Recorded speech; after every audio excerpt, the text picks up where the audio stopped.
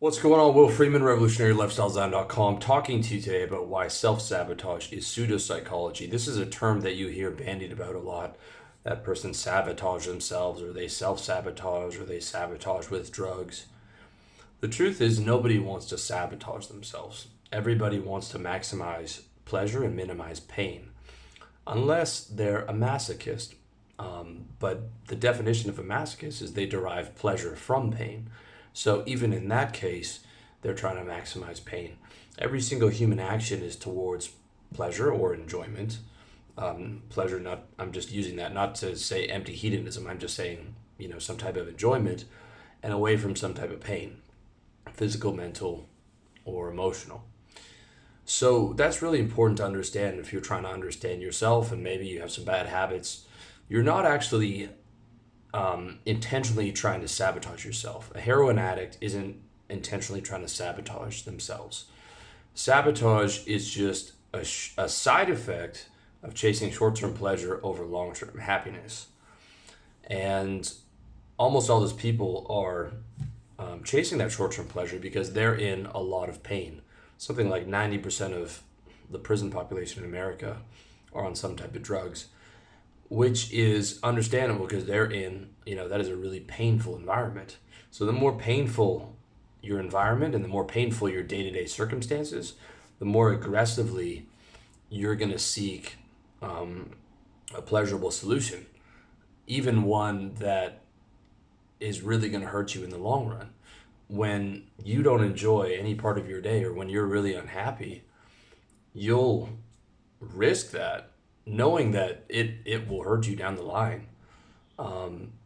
But you just want to get out of that pain. So it's not that people are intentionally trying to sabotage themselves.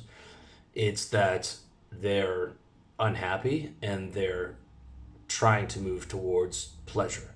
And this is true for any vice that you have or any vice that anyone has. It's not that you want to sabotage yourself. It's not that a heroin addict wants to end up, in jail. That's just the result of chasing short-term pleasure and not delaying gratification, which is the right decision. And the right decision is almost always the hard decision. But one really good tool, and you should check this guy out, Dr. John DeMartini. I've been pouring through his stuff. It's one of my big revelations this year. I get 2 or 3 of those revelations a year. And is to make a logical case for what you're doing, meaning writing out the benefits and the cons so that you can truly see the pattern that you're running on, so that when you're tempted to run into seeking that pleasure, you actually see the full term picture. For example, even though I was a day trader back in my early 20s, I never had the gambling bug at all. For me, I always wanted everything systemized. A lot of the guys that work there, even good traders, were gamblers. Sometimes they'd have 2 or 3 screens open and they'd have poker on one screen and trading on the other. And they liked the rush, they liked the high of making money. I didn't like that. I liked when I found a new system or a new arbitrage opportunity. Um, I never liked gambling. I hate the idea of losing money at all. I don't gamble whatsoever and haven't. I mean, since I stopped trading, I haven't placed a bet on anything. Um, by the way, I'm not including professional poker players on here. But professional poker players, the guys who make money are the 1%. The other 99% of poker players are gamblers who are chasing that short term rush of making money. Um, but the side effect is going to be ultimately them losing money over the long run.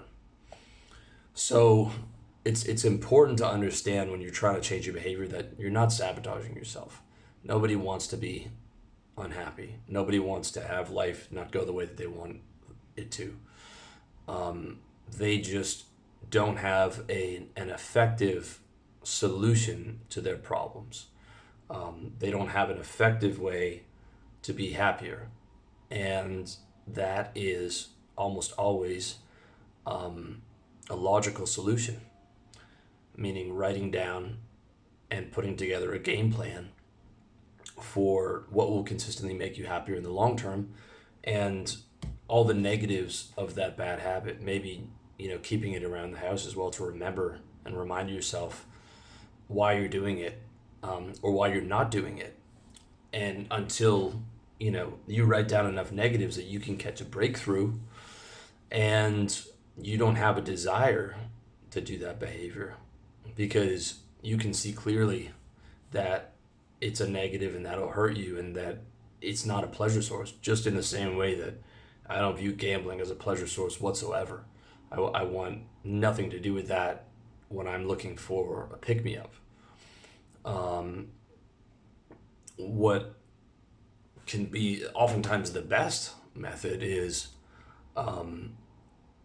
living your vision, finding what you're put on this purpose to do, or put on this planet to do, that service, creating that into a high ticket service.